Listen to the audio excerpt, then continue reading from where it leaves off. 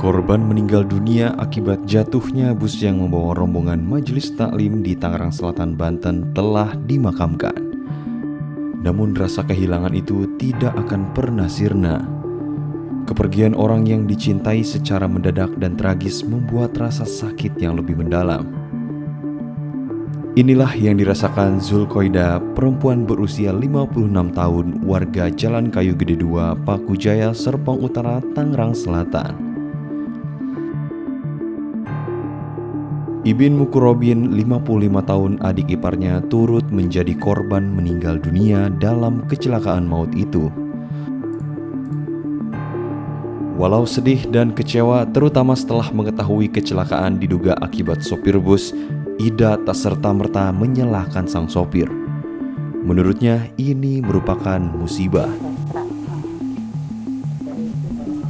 Wilayah hukum sendiri, apakah keluarga juga mendesak untuk memproses supir atau siapa yang Kayaknya kita nggak ada kepikiran situ, kita kembalikan aja lah. Memang itu udah musibah ya.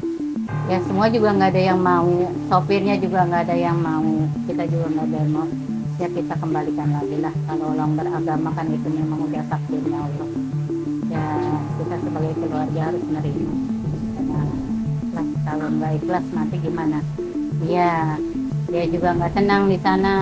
Ya yang penting ya memang umurnya udah sampai. Seperti itu. Kita juga tidak tahu ya takdir kita seperti apa. Ya memang ini udah takdir dari saya. Jadi kita terima. untuk keluarga yang mendesak untuk diproses Nah, sementara kita nggak ada pikiran ke situ. Kita ya udah nggak ada pikiran gini nggak ya, ini musibah kita bilang seperti itu. Tetapi Ida mengakui adik iparnya menunjukkan gelagat tidak biasa sebelum berangkat berwisata ziarah. Almarhum Ibin entah mengapa menggunakan mobil ambulan menuju lokasi bus. Almarhum ketika itu mengatakan naik ambulan karena lokasi jauh, sementara mobil tidak ada. Saya pasti saya Pak Ibin itu sempat berangkat dari rumah ke bis itu naik ambulan, benar nggak? Naik ambulan. Itu kenapa, ada alasan apa dari Pak Ibin? Belum tahu. Ya kan di sini ada mobil, mungkin karena jauh kali ya. Kita naik ambulan katanya gitulah, ada aja gitu. Mungkin karena nggak ada mobil, jadi ada mobil kan di sini, ambulan diparkir di sini. Mungkin ya udah naik aja gitu. Itu ambulan masjid ini. Panitia wisata religi Mizan Fadil menceritakan ketika musibah mau terjadi. Saat itu, seluruh peserta diminta masuk ke bus dan sopir langsung memanaskan bus. Tetapi setelah itu sang sopir turun dari bus. Jam 8 itu kita siap-siap mau berangkat ke Pekalongan ya, dari Guci itu sebagai tujuan terakhir.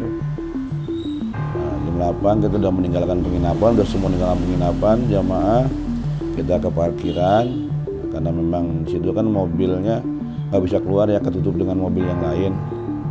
Kita koordinasi dengan juru parkir di sana agar mobil yang menghalangi itu bisa geser gitu kan, biar kita bisa keluar mobil yang kami tumpangi itu.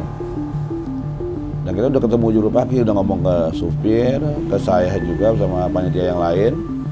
Ada juru parkirnya bilang, "Pak, ini kalau saya geser satu mobil aja bisa nggak?"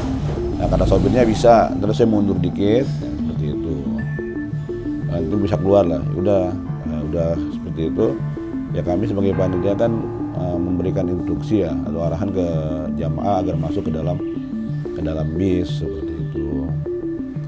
Dan setelah jamaah masuk dalam bis,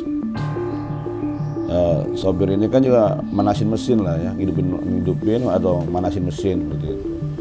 Dan setelah manasin mesin ini sopirnya itu turun, tidak di mobil.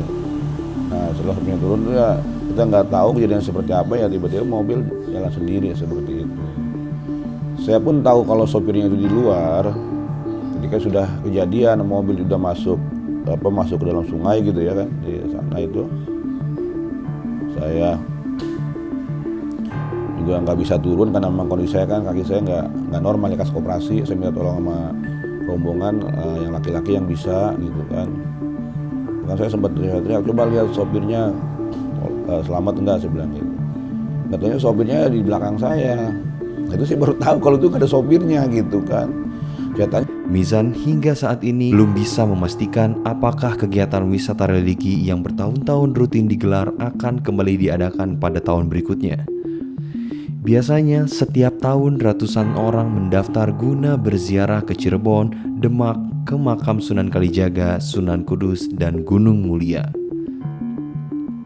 Namun, Mizan percaya banyak makna positif yang dipetik dari ziarah makam yang rutin digelar majelis taklimnya, yaitu mengikat mati dan kehidupan akhirat. Sebanyak 36 orang warga Kecamatan Serpong Utara menjadi korban dan 2 diantaranya meninggal setelah bus yang mereka tumpangi terperosok ke dalam jurang di jalur wisata Guci, Kabupaten Tegal, Jawa Tengah pada Minggu 7 Mei 2023 lalu.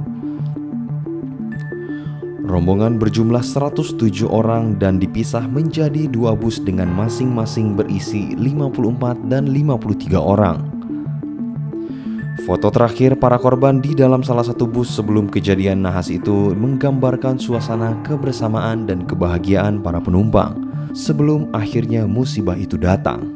Sementara itu, polisi telah menetapkan sang sopir berinisial R dan kernet bus berinisial AY sebagai tersangka.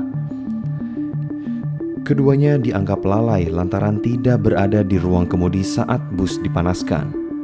Hingga akhirnya bus berjalan sendiri dan terjerumus ke dalam sungai Awu.